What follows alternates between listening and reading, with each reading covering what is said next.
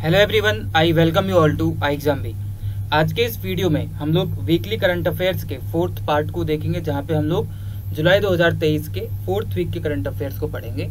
आपको इसका PDF description में भी मिल जाएगा, आप वहां से इसको डाउनलोड कर सकते हैं। तो चलिए आगे बढ़ते हैं। जैसे कि आप सभी को पता है, यहाँ पे हम लोग MCQs की प्रैक्टिस करते हैं।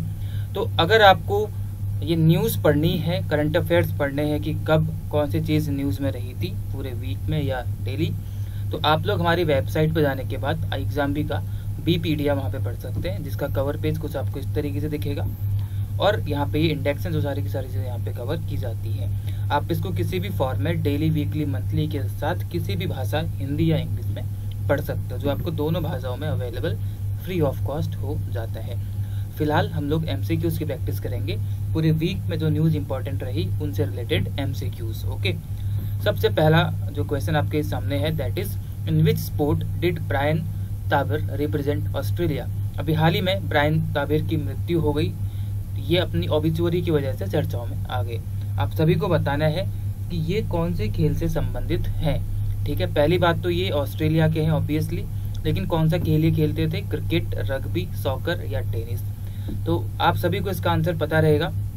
इसका आंसर रहेगा ऑप्शन नंबर ए, क्रिकेट। ठीक है, क्रिकेट यानी कि ऑस्ट्रेलियन टीम से एक विकेट कीपर हुआ करते थे ब्रायन ताबिर, जिनकी अभी हाल ही में 83 ईयर्स ऑफ एज में इनकी डेथ हो गई।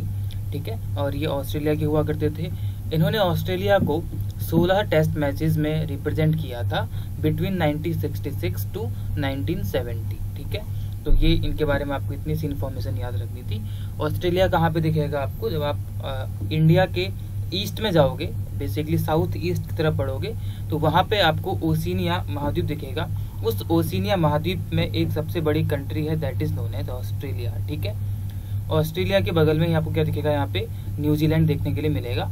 ऑस्ट्रेलिया में आपको एक माउंटेन रेंज जो काफ़ी बार आपके एग्जाम में पूछी जाती है, that is great dividing range. ये कहाँ पे देखने को मिलती है, ऑस्ट्रेलिया में। इसके साथ साथ ऑस्ट्रेलिया में दो नदियाँ हैं, डार्लिंग और मूरे नदी। ठीक है, ये दो नदियां भी आपके लिए काफ़ी इम्पोर्टेंट हैं, जो कि ऑस्ट्रेलिया में पाई जाती है। इसके अलावा ऑस्ट्रेलिया में जो सैंडी आइलैंड है वहाँ पे सैंडी, इसके अलावा गिब्सन आइलैंड यहाँ पे है। ठीक है, गिब्सन, और इसके अलावा विक्टोरिया आइलैंड यहाँ पे आपको देखने के लिए मिल जाएगा। अभी हाल ही में जो विक्टोरिया है, ये शहर भी काफ़ी चर्चाओं में आ गया, क्योंकि 2026 में होने वाले कॉमनवेल्थ गेम्स जो कि विक्टोरिया में होने वाले थे, यानी कि विक्टोरिया इनको होस्ट करने वाला था, इसने मना कर दिया कि अब हम लोग 2026 के कॉमनवेल्थ गेम्स को होस्ट नहीं करेंगे। ठीक है, अब कोई और शहर इसको वहाँ पे होस्ट करेगा। विक्टोरिया के एडमिनिस्ट्रेशन ने ये बोला कि हम लोग इसकी कॉस्ट को वहन नहीं कर पाएंगे, तो हम लोग इसको होस्ट नहीं कर सकते हैं। आपसे पूछ सकते हैं कि इंडिया यानी कि भारत ने कब कॉमनवेल्थ गेम्स को होस्ट किया था, तो एक बार आज तक किए गए हैं 2010 में। 2010 में भारत के द्वारा कॉमनवेल्थ गेम्स को क्या किया गया था, होस्ट किया गया था। 1930 में कॉमनवेल्थ गेम्स की स्टार्टिंग हुई थी, 1930 में स्टार्ट किए गए थे। ठीक है, कॉमनवेल्थ गेम्स। ठीक है, आगे बढ़ेंगे अब हम लोग। 1930 के बाद ऐसे बेसिकली ये हर 4 साल में खेले गए हैं, लेकिन बीच में वर्ल्ड वॉर हुआ था 1944 के टाइम पे ये नहीं हुए थे 2 बार। ठीक है, उस टाइम पे ये आपको देखने के लिए नहीं मिलेंगे, लेकिन उसके अलावा बाकी हर 4 साल में ये इवेंट हुआ है। ठीक है, आगे बढ़ते हैं। अगला क्वेश्चन सेकेंड वर्ल्ड वॉर से रिलेटेड ही आ गया। देखो, अगला क्वेश्चन है, during the second world war the Indian army played a significant role in Italian campaign. विश्व युद्ध जब चल रहा था सेकेंड वाला, उस समय पे इंडियन आर्मी ने एक सिग्निफिकेंट रोल प्ले किया था इटालियन कैंपेन के लिए। In honour of their contribution, जो भी हमारा भारतीय सेना का वहाँ पे कॉन्ट्रीब्यूशन रहा था, अ memorial was unveiled in Italy. अभी हाल ही में एक मेमोरियल को अनवील किया गया, उसमें कुछ विक्टोरिया क्रॉस भारत के सोल्जर्स को अवार्ड किए गए। आपको बताना है इस कैंपेन के मेमोरियल के लिए जो ये यहाँ पे किया गया, यहाँ पे कितने विक्टोरिया क्रॉस भारत को अवार्ड किए गए, 2, 4, 6 या फिर 8, आप सभी को बताना है। ठीक है, वर्ल्ड वॉर की बात आती है तो वर्ल्ड वॉर तो आप सभी को पता ही है, कब से कब तक हुआ था। कमेंट सेक्शन में आप लोग बताएंगे कि कब से कब तक वर्ल्ड वॉर हुआ था। अभी हाल ही में आप सभी को पता रहेगा एक मूवी रिलीज हुई है, ओपनहाइमर। ठीक है, ओपनहाइमर। अब मैंने ये क्यों बताया, क्योंकि ओपनहाइमर को कहा जाता है जो न्यूक्लियर बॉम्ब है उसके जनक, फादर ऑफ न्यूक्लियर बॉम्ब इनको बोला जाता है।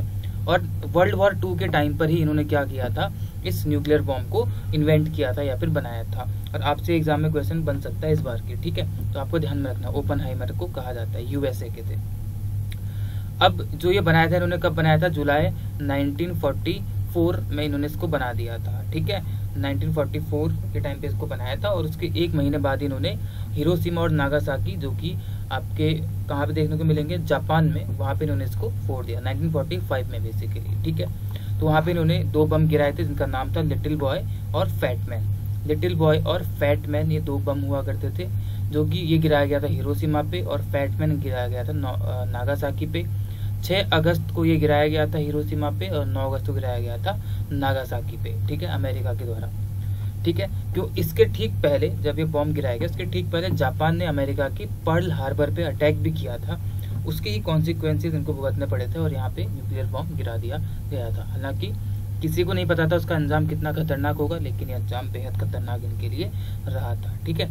आगे बढ़ते हैं। अगर आपके पास टाइम है तो आपको ये ओपनहाइमर मूवी जरूर देखनी चाहिए। आगे बढ़ेंगे, ठीक है। ये सारी की सारी चीज़ें यहाँ पे लिखी गई हैं। इटली की राजधानी कहाँ पे है, रोम में है। प्राइम मिनिस्टर जॉर्जिया मेलोनी है। करेंसी यहाँ की यूरो है। आई थिंक मैंने आपको इसका आंसर नहीं बताया। तो out of 20 Victoria crosses, 20 Victoria crosses award किए गए इटली में, जिसमें से 6 किसको दिए गए, इंडिया को दिए गए, यानी कि ऑप्शन नंबर सी इसका सही आंसर हो जाएगा। आगे बढ़ेंगे।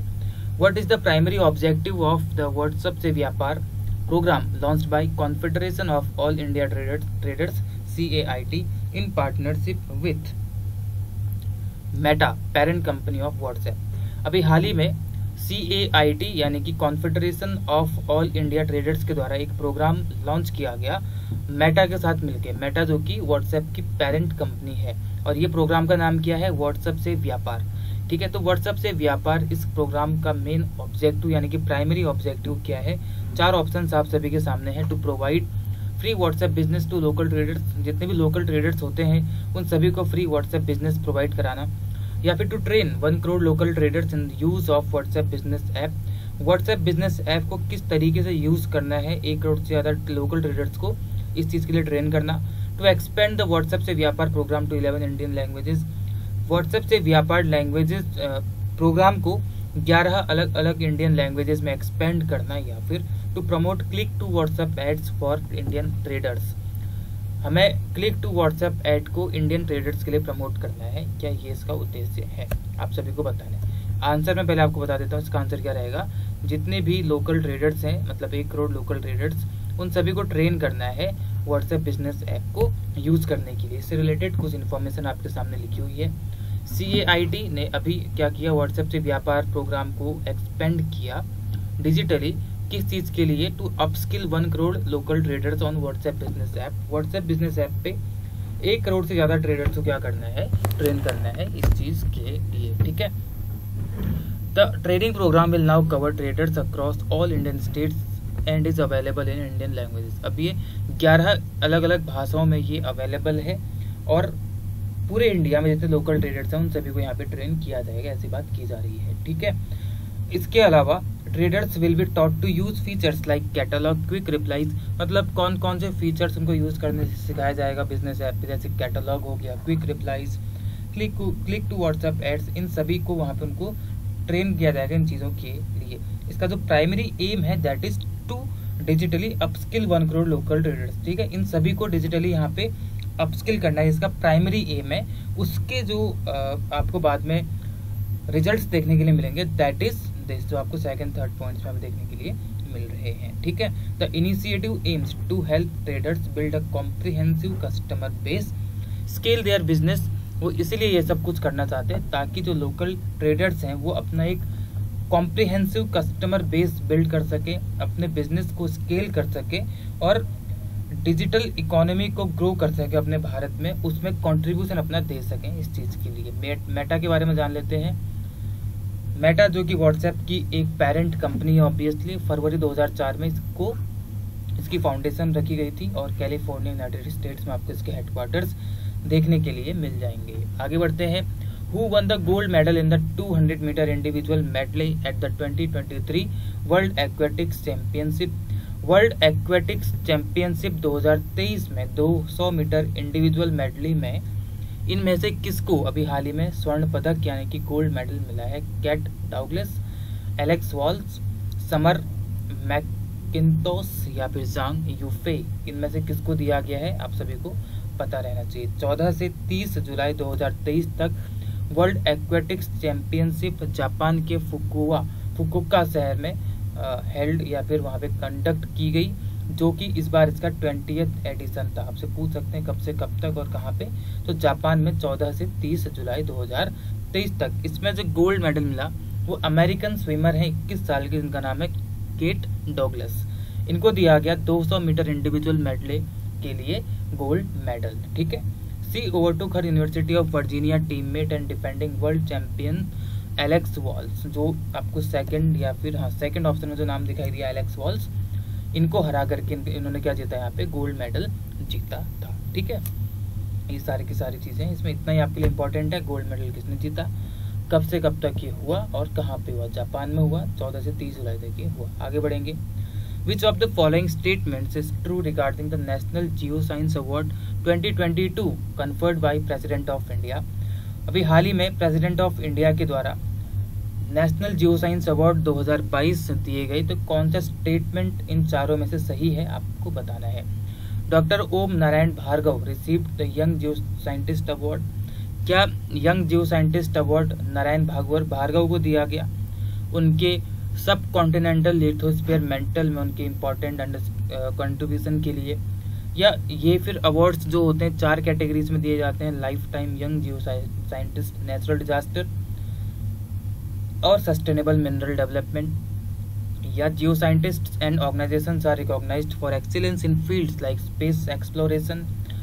इसमें जो जियो साइंटिस्ट हैं और ऑर्गेनाइजेशंस हैं उनको उनके फील्ड जैसे कि space exploration, environmental studies, seismic monitoring के लिए उनको रिकॉग्नाइज किया जाता है। या फिर Amiya Kumar Samal receive the young geo scientist award for his contribution in understanding sub continental lithosphere mantle, यानी कि जो सब कॉन्टिनेंटल लिथोस्फीयर मेंटल इसको समझने के लिए अमिया कुमार को, ना कि नारायण भार्गव को, ये अवार्ड दिया गया था यंग जियो साइंटिस्ट का। ये आपको बताना है। तो किसको दिया गया था, इसके लिए कुछ फैक्ट्स यहाँ पे लिखे हुए हैं, आपको इन सभी को देख लेना है। नेशनल जियो साइंस अवार्ड 2022 दिए गए राष्ट्रपति भवन में प्रेसिडेंट श्रीमती द्रौपदी मुर्मू जी के द्वारा। ये अवार्ड्स 3 कैटेगरीज में देते हैं, ना कि 4 कैटेगरीज में, तो आपका सेकंड स्टेटमेंट बिल्कुल गलत हो जाता है। Life time achievement, young geo scientist और various fields of geo sciences, मतलब बेसिकली 3 कैटेगरीज होती है। ओम नारायण भार्गव को लाइफ टाइम अचीवमेंट अवार्ड दिया गया, तो आपका फर्स्ट स्टेटमेंट भी यहाँ पे गलत हो जाता है, सेकंड भी गलत हो जाता है। Amiya Kumar receive the young geo scientist award for his contribution in understanding sub continental lithospheric mantle, जो कि आपका फोर्थ स्टेटमेंट है और ये बिल्कुल ठीक है कि अमिया कुमार समल को यंग जियो साइंटिस्ट अवार्ड दिया गया सब कॉन्टिनेंटल लिथोस्फेरिक मेंटल को समझने के पक्ष में जो उन्होंने कंट्रीब्यूशन किया है उसके लिए। तो ऑप्शन नंबर डी यानी कि फोर्थ स्टेटमेंट इसका सही होगा, तो ऑटोमेटिकली थर्ड वाला गलत हो जाएगा। ओके, तो फोर्थ इसका सही आंसर होगा आप सभी का। ठीक है, चलिए। Which organisation has provided a grant of 10 crore rupees to the Kerala university of fisheries and ocean studies to establish India's first Atal incubation centre in fisheries. भारत का पहला अटल इंक्यूबेशन सेंटर फिशरीज के लिए स्टैब्लिश किया जाना है केरला यूनिवर्सिटी में, तो इसके लिए किस ऑर्गेनाइजेशन ने 10 करोड़ रुपए यहाँ पे दिए हैं आपको बताना है। सबसे पहले जो अटल इनोवेशन मिशन है, जिसका मतलब बेसिकली उद्देश्य क्या है, जितने भी स्कूल्स या कॉलेजेस हैं वहाँ पे स्टूडेंट्स के अंदर रिसर्च के क्षेत्र में उनको बढ़ावा देना, एनहांसमेंट करना, ताकि वो रिसर्च के क्षेत्र में अपना योगदान दे सके। ये बेसिकली इसका उद्देश्य है और इसके लिए अटल इनोवेशन लैब्स भी वहाँ पे खोली जा रही है, अटल इंक्यूबेशन सेंटर्स वहाँ पे खोले जाते हैं। और यही जो अटल इंक्यूबेशन सेंटर्स है, इसमें से ही एक पहला खोले जाने की बात की गई है, किसके लिए? फिशरीज के लिए। ठीक है, तो फिशरीज के लिए कहाँ पे? केरला यूनिवर्सिटी में। तो कौन ग्रांट करेगा? नीति आयोग। ठीक है, NITI Aayog national institution for transforming India, 2015 में इसकी स्थापना की गई थी। स्थापना बेसिकली पहले यहाँ पे प्लानिंग कमीशन हुआ करता था, उसको रिप्लेस करके 2015 में नीति आयोग लेके आया गया। तो प्लानिंग कमीशन यानी कि जो पंचवर्षीय योजनाएं हुआ करती थी, वो आइडिया कहाँ से लिया गया था? रसिया से लिया गया था। अब यहाँ पे नीति आयोग चल चुका है। ठीक है, नीति आयोग। ये सारी चीज़ें यहाँ पे लिखी हुई हैं, आप इनको पढ़ सकते हैं नीचे PDF से भी, या फिर हमारे ड्राफ्ट को डाउनलोड करके भी आप ये सब कुछ पढ़ सकते हैं। आगे बढ़ेंगे, ये सारी की सारी चीज़ें यहाँ पे। अटल इंक्यूबेशन सेंटर क्या है? एम जो है यानी कि अटल इनोवेशन मिशन एक फ्लैगशिप इनिशिएटिव है इनोवेशन और एंटरप्रेन्योरशिप को बढ़ावा देने के लिए भारत में। इसके तहत ही AIC यानी कि अटल इंक्यूबेशन सेंटर्स को खोला जाता है, जो कि स्टार्टअप्स की भावना और स्टार्टअप्स को बेसिकली स्केल करने के लिए, इसकी भावना को लोगों के अंदर स्केल करने के लिए ये बेसिकली खोले जाते हैं। ठीक है। Which authority will enforce preventive measures in Nagaland following the declaration of the state as a lumpy skin disease positive state. अभी हाल ही में जो नागालैंड स्टेट है हमारे देश का, उसको lumpy skin disease positive state घोषित किया गया है। इसके लिए जितने भी प्रिवेंटिव मेजर्स हैं उसको कौन सी अथॉरिटी इन चारों में से इन्फोर्स करेगी, आप सभी को बताना है। Ministry of fisheries, ministry of environment, ministry of health या फिर directorate of animal husbandry and veterinary services. इसका आंसर मैं आप सभी को बता देता हूँ। जैसे कि lumpy skin disease positive state घोषित किया गया है नागालैंड को, तो इसके लिए जितने प्रिवेंटिव मेजर्स होंगे वो सब एनिमल हस्बेंड्री डायरेक्टरेट क्या करेगा, यहाँ पे उनको इन्फोर्स करेगा। ठीक है, ये बात यहाँ पे की गई है। The declaration made under the prevention and control of infectious and contagious disease in animals act 2009 में एक एक्ट आया था, पास किया गया था, the prevention and control of infectious and contagious disease in animals act. इसके तहत ये डिक्लेरेशन यहाँ पे किया गया है। Directorate of animal husbandry and veterinary services इसमें यहाँ पे सारे के सारे प्रिवेंटिव मेजर्स को इन्फोर्स करेगा। नागालैंड की बात चल रही है तो कैपिटल यहाँ की कोहिमा है। नीफ्यू रियो यहाँ के चीफ मिनिस्टर हैं और ला गणेशन यहाँ के गवर्नर आपको देखने के लिए मिल जाएंगे। Who was appointed as the chairman elect of the board of directors of international myeloma foundation IMF। अभी IMF यहाँ पे इंटरनेशनल मॉनेटरी फंड नहीं है, जिसकी हेड कौन है, क्रिस्टलिना जॉर्जिवा है, ये वो नहीं है। ठीक है, यहाँ पे इंटरनेशनल मायोलोमा फाउंडेशन है। इसके बोर्ड ऑफ डायरेक्टर्स के तौर पे किसको इलेक्ट किया गया है? विंसेंट राजकुमार, TV नरेंद्रन, रतन टाटा या फिर मुकेश अंबानी को नियुक्त किया गया। दो basically important appointments Tata steel और इंटरनेशनल मायोलोमा फाउंडेशन के लिए। पहले जो क्वेश्चन पूछा गया उसके लिए आंसर कर देते हैं। S विंसेंट राजकुमार को यहाँ पे चेयरमैन इलेक्ट घोषित किया गया है या इलेक्ट किया गया है किस board of directors of IMF यानी कि इंटरनेशनल मायोलोमा फाउंडेशन का। इसकी स्थापना 1990 में हुई थी, कैलिफोर्निया USA में इसके हेडक्वार्टर्स हैं। इसके अलावा टाटा स्टील में भी एक इम्पॉर्टेंट अपॉइंटमेंट बेसिकली रीअपॉइंटमेंट हुई है TV नरेंद्रन की, जिनका कि कार्यकाल 5 साल तक और बढ़ा दिया गया है MD और CEO के लिए। टाटा स्टील की स्थापना 25 अगस्त 1907 को की गई। मुंबई में इसके हेडक्वार्टर्स आपको देखने के लिए मिल जाएंगे। आगे बढ़ेंगे। Which of the following organisations one highest award of excellence in UNESCO Asia Pacific awards 2022 for cultural heritage conservation. इनमें से इन चारों में से किस ऑर्गेनाइजेशन को अभी हाल ही में हाईएस्ट अवार्ड ऑफ एक्सीलेंस दिया गया है? यूनेस्को एशिया पैसिफिक अवार्ड 2022 के लिए for cultural heritage conservation. Cultural heritage conservation के लिए एशिया पैसिफिक अवार्ड किसको दिया गया आपको बताना। बाइकुला रेलवे स्टेशन को, आई लव मुंबई NGO को, छत्रपति शिवाजी महाराज वास्तु संग्रहालय को या फिर रेलवे मिनिस्टर अश्विनी वैष्णव को। यहाँ पे ऑर्गेनाइजेशन या पर्सन कर देना आप। ठीक है, ऑर्गेनाइजेशन या पर्सन ऐसे कर सकते हो। तो बताना है किसको दिया गया है। आगे देखो इसके बारे में फैक्ट्स। अभी हाल ही में बाइकुला रेलवे स्टेशन को दिया गया है Asia Pacific cultural heritage award. Mumbai में इसको दिया गया इनकी कल्चरल हेरिटेज कंजर्वेशन के लिए। तो ऑप्शन नंबर A इसका सही आंसर हो जाएगा। सबसे पहली बात है इसमें जो रिस्टोरेशन वर्क है दैट वाज अंडरटेकन बाय एक NGO है आई लव मुंबई, उसके द्वारा यहाँ पे रिस्टोरेशन वर्क को अंडरटेक किया गया था, उनकी निगरानी में हुआ था। लेकिन ये मिला किसको है? बाइकुला रेलवे स्टेशन को ये दिया गया है। ठीक है, यूनेस्को के बारे में बात कर लेते हैं। 16 नवंबर 1945 को इसकी स्थापना होती है। फ्रांस में इसके हेडक्वार्टर्स देखने के लिए मिल जाएंगे। उसके अलावा इसके जो वर्तमान में डायरेक्टर जनरल हैं दैट इज ऑड्रे एज्यूले, इसके डायरेक्टर जनरल आपको देखने के लिए मिल जाएंगे। ठीक है, आगे बढ़ते हैं। Which organisation granted Pixxel the Bengaluru based space startup a multi crore grant for the mission def space challenge to manufacture miniaturised multi payload satellite for the Indian air force. Indian air force के लिए एक सैटेलाइट को मैन्युफैक्चर करना, और मैन्युफैक्चरिंग की satellite की होगी that is miniaturised वो एक छोटी होगी multi payload satellite Indian air force के लिए बनाएगी। कौन बनाएगी? Pixel.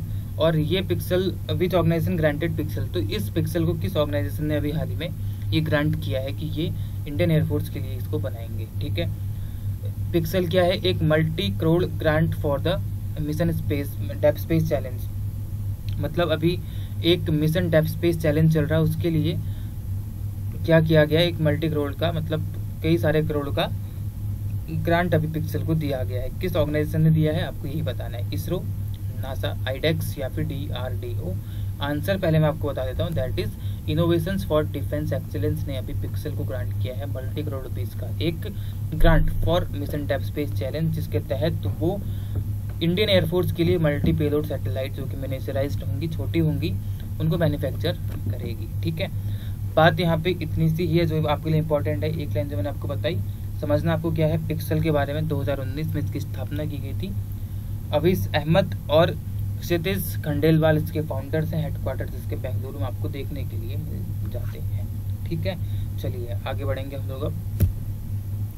Which of the following statements regarding the India AI and Meta's Memorandum of Understanding for Advancement in AI and Emerging Technologies is not true? अभी हाल ही में इंडिया AI और मेटा के बीच में एक MOU साइन किया गया, उसके बारे में कुछ स्टेटमेंट्स हैं। आपको बताना है कि ये कौन सा स्टेटमेंट इसमें गलत है। और वो MOU किस लिए साइन किया गया था? For advancement in AI and emerging technologies. AI और एमर्जिंग टेक्नोलॉजीज में एडवांसमेंट के लिए। पहला statement, India AI and Meta signed an MOU to foster collaboration in AI and emerging technologies. ये तो क्वेश्चन के जैसे स्टेटमेंट हो गया, हो सकता है ठीक हो। The objective is to establish a framework for cooperation and make Meta's open source AI models available for use in the India AI ecosystem. The partnership aims to tackle large-scale challenges using cutting-edge AI technologies. They may establish a center of excellence for nurturing the AI startup ecosystem. ये सारा यहाँ पे दिया गया आपको। India AI और Meta के बीच में MOU साइन किया गया for fostering collaboration in AI and emerging technologies. इसमें से कि जो पहला वाला है ये आपके लिए ठीक हो जाएगा, ऑप्शन नंबर 1 ठीक हो जाएगा, तो ये इसका आंसर नहीं होगा। Objective is to establish a framework for cooperation and make Meta's open source AI models available for use. इसका ऑब्जेक्टिव क्या है कि एक फ्रेमवर्क तैयार करना सहयोग के लिए दोनों के बीच में, और मेटा का जो ओपन सोर्स AI मॉडल है उसको सभी के लिए अवेलेबल करना इंडियन AI इकोसिस्टम में। तो क्या ये सही है स्टेटमेंट? ये बिल्कुल ठीक है। इसकी पार्टनरशिप का एम क्या है? To tackle large scale challenges using cutting edge AI technologies. ये भी बिल्कुल ठीक हो जाएगा। तो आंसर डी क्या हो जाएगा इसका? ऑप्शन डी इसका गलत हो जाएगा, क्योंकि ये एक्सेलेंस यहाँ पे, सेंटर ऑफ एक्सेलेंस यहाँ पे वो नहीं करेंगे। लेकिन ऑप्शन नंबर डी यहाँ पे है, दे में establish a centre of excellence, तो ये भी बिल्कुल ठीक ऑप्शन यहाँ पे हो जाएगा। तो इसमें कोई भी गलत नहीं है, A B C D चारों के चारों ठीक है, जैसा कि हमको इन्फॉर्मेशन को पढ़ के पता लगता है। तो इसका आंसर क्या होने वाला था आपको? Option number D, none of the above is wrong. ठीक है, नन ऑफ द अबव। हालांकि ये क्वेश्चन में थोड़ी सी मिस्टेक ये है कि यहाँ पे ऑप्शन नहीं दिया गया नन ऑफ द अबव, लेकिन इसका आंसर क्या हो जाएगा? नन ऑफ द अबव हो जाएगा। ठीक है, इंडिया AI के बारे में देख लो। इंडिया AI एक वेब पोर्टल है जिसको कि मई 2022 में भारत की सरकार ने लॉन्च किया था आर्टिफिशियल इंटेलिजेंस रिलेटेड डेवलपमेंट के लिए भारत में। मेटा की स्थापना 2004 में हुई थी कैलिफोर्निया में इसके हेडक्वार्टर्स, और मार्क जुकरबर्ग इसके क्या देखने को मिलेंगे आपको? CEO देखने के लिए मिलेंगे। इससे याद आता है कौन? ट्विटर और फेसबुक या फिर मार्क जुकरबर्ग, इनके बीच में काफ़ी लड़ाई चल रही है। ट्विटर ने अपना जो बर्ड लोगो है उसको चेंज कर दिया है, और बर्ड लोगो चेंज करके उन्होंने अपने लोगो को चेंज करके क्या कर दिया है अब? एक्स आकार का, यानी कि उनका लोगो कैसा है अब? एक्स है। ठीक है, चलिए तो यही क्वेश्चंस थे, कुछ ही क्वेश्चंस जो आपके पिछले वीक से काफ़ी इंपॉर्टेंट थे। आई होप आपको ये वीडियो पसंद आया होगा।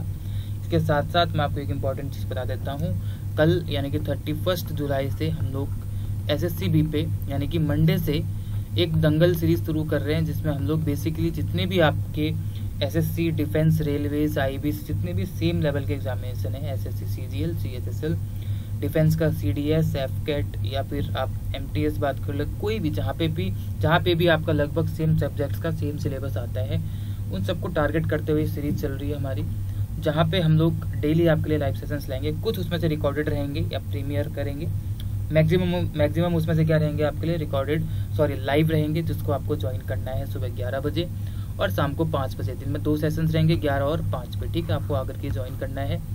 आपके डाउट्स भी क्लियर रहेंगे। यहाँ पे हम वही चीज़ आपको पढ़ाएंगे जो आपके एग्जाम के लिए रेलेवेंट है। MCQs की फॉर्मेट में इसे सिलाई जाएगी ताकि आप लोगों को क्वेश्चन की प्रैक्टिस यहाँ पे अच्छे से होती रहे, ठीक है। आपको इसमें कंसिस्टेंटली लंबे टाइम तक बने रहना है till you are succeeded for your examination.